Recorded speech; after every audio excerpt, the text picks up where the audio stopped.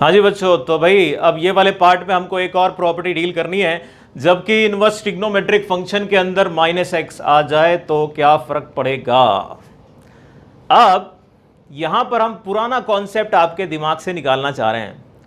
जरा याद करो, फंक्शन में याद करो, किसी फंक्शन के अंदर अगर -x रखते थे तो कोई एक कॉन्सेप्ट था जहां मेरे को -x रखना पड़ता था। कुछ याद आया? नहीं आया? जब हम ऑड इवन चेक करते थे तो हम x की जगह -x रिप्लेस करते थे और कहते थे कि भैया अगर ये f ऑफ x आ गया खुद तो ये इवन है और माइनस टाइम्स आया तो ये ऑड है। और इसी चीज को हम ग्राफ से भी समझते थे। यहां पर भी हमने ग्राफ बना रखे हैं, कितना अच्छा है। जरा खुद खोपड़ी चलाओ, वो ग्राफ ऊपर से नीचे तक जो आपको ऑड फंक्शन नजर आ रहे हैं, वो ग्राफ जो ऑड फंक्शन नजर आ रहे हैं, ऑड फंक्शन क्या थे? जो ओरिजिन के अबाउट सिमेट्रिक थे। ये है ऑड फंक्शन ओरिजिन के अबाउट सिमेट्रिक। ये नहीं है, ये है ऑड फंक्शन। और ये भी नहीं है, ये भी नहीं है, ये है ऑड फंक्शन। 3 ऑड फंक्शन निकल आए। यानी इन तीनों फंक्शन के लिए हमारी तो एक प्रॉपर्टी बन गई बढ़िया सी। क्या बनी? कि साइन इनवर्स ऑफ -x करोगे तो वो माइनस टाइम्स ही बन जाएगा। इसमें तो दिमाग ही नहीं लगाना, मैंने पुराने कॉन्सेप्ट से ही काम चला लिया। और tan इनवर्स के लिए भी अगर करोगे तो माइनस टाइम्स बन जाएगा tan इनवर्स। और कोसेक के लिए भी अगर करोगे तो वो माइनस टाइम्स बन जाएगा। लो, ये तो बहुत अच्छा हुआ। बाकी 3, अगर बाकी 3 का बिहेवियर देखें, बाकी 3 का अगर बिहेवियर देखें तो ये 0,π/2 वाला जो पॉइंट है ना, इसके अबाउट सिमेट्रिक है। इस पॉइंट के अबाउट तीनों सिमेट्रिक हैं। यानी तीनों के लिए एक जैसा ही काम होगा। कुछ क्या होगा पता नहीं, लेकिन होगा एक जैसा ही। अब वो एक जैसा क्या है, इसका हम रिजल्ट बनाने जा रहे हैं। बिल्कुल यूनिक अनोखे तरीके से रिजल्ट बनाएंगे। ग्राफ से हम प्रूफ करेंगे किसी रिजल्ट को। जरा देखना, ग्राफ से भी प्रूफ किया जा सकता है।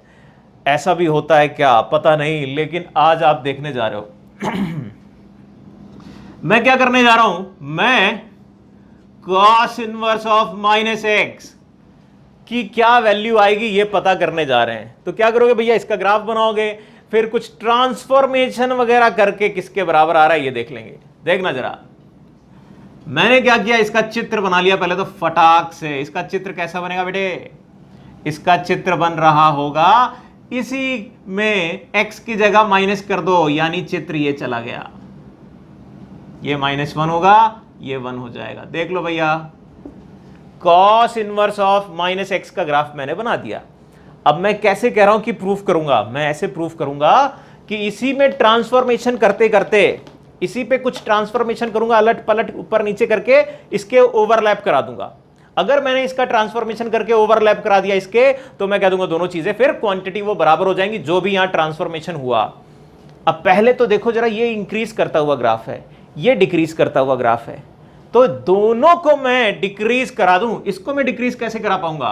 करा दूंगा एक झटके में, एक झटके में करा दिया मैंने ग्राफ को डिक्रीज।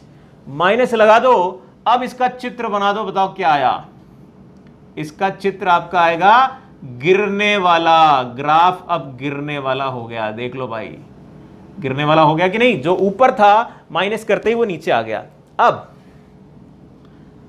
अब अगर यहां पर इसको इसके ओवरलैप कराना है तो मेरे को इसको कुछ ऊपर ले जाना पड़ेगा। कितना ऊपर ले जाऊं? कितना ऊपर ले जाऊं? मैं इसमें पाई और ऐड कर दूं तो मेरा काम बन जाएगा। जैसे ही पाई ऐड किया बेटा जी, तो ये आ गया बराबर cos इनवर्स x के। लो भैया, एक अनोखे तरीके से मैंने रिजल्ट प्रूफ कर दिया। और अब cos इनवर्स ऑफ -x की वैल्यू अगर ढूंढने जा रहे हो तो क्या बोलोगे? ये उस तरफ ले जाओ, इसको इस तरफ ले आओ। रिजल्ट बन गया cos इनवर्स ऑफ -x। जब भी करोगे तो pi minus cos inverse x बन जाएगा। और बाकी रिमेनिंग 2 ग्राफ जो हैं वो भी 0,π/2 के अबाउट सिमेट्रिक हैं। इस वजह से वो भी यही रिलेशन होल्ड कराएंगे, यही रिलेशन होल्ड कराएंगे।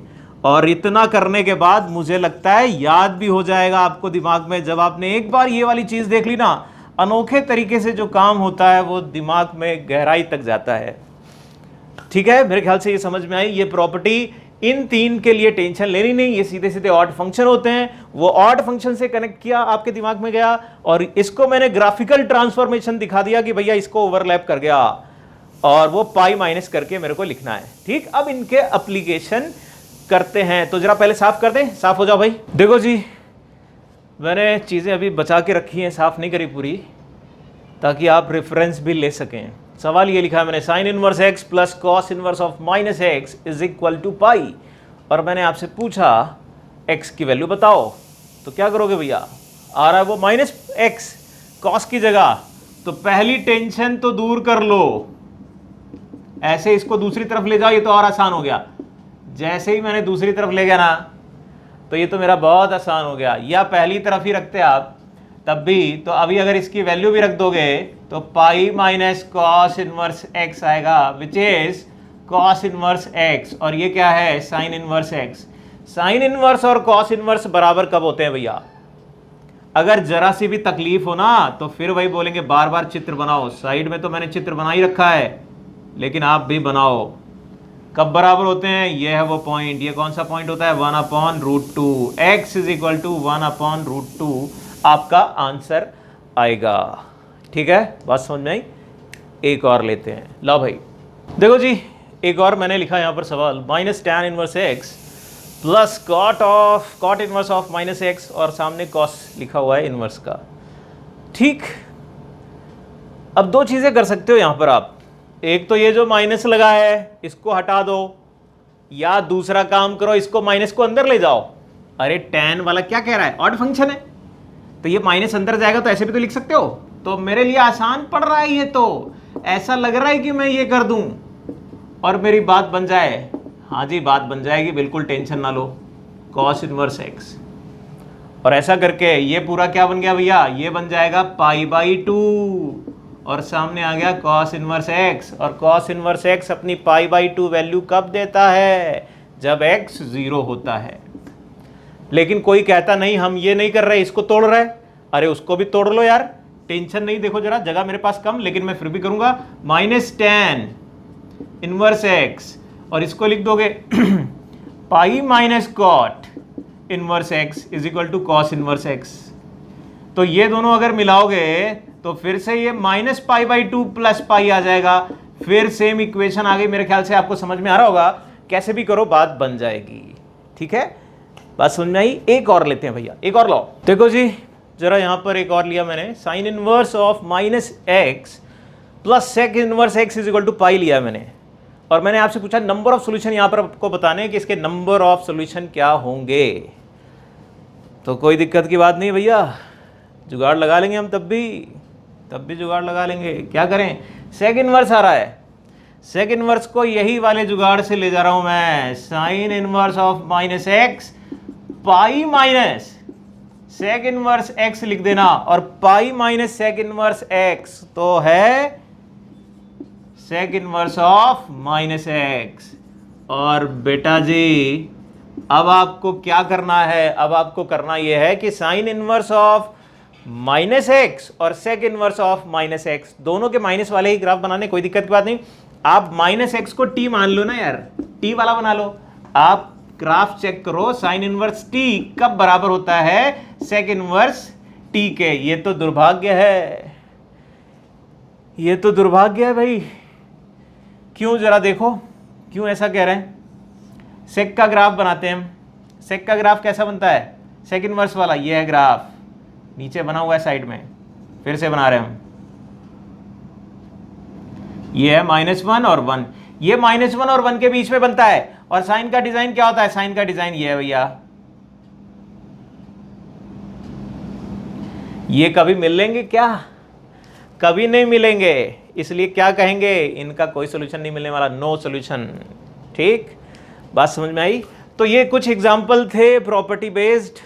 अब इसके आगे एक और बड़ी मजेदार अगली वाली प्रॉपर्टी, सबसे सॉलिड प्रॉपर्टी है पूरी इनवर्स ट्रिग्नोमेट्रिक फंक्शन की, वो देखो ज़रा उसमें क्या क्या करना है। और अगर वो वाला कॉन्सेप्ट समझ में आ गया ना, तो आगे आने वाली बहुत सारी बड़ी बड़ी बातें बड़े आराम से दिमाग में जाती हैं। तो बड़ा इंपॉर्टेंट कॉन्सेप्ट है अगला वाला, देखो जाकर ज़रा।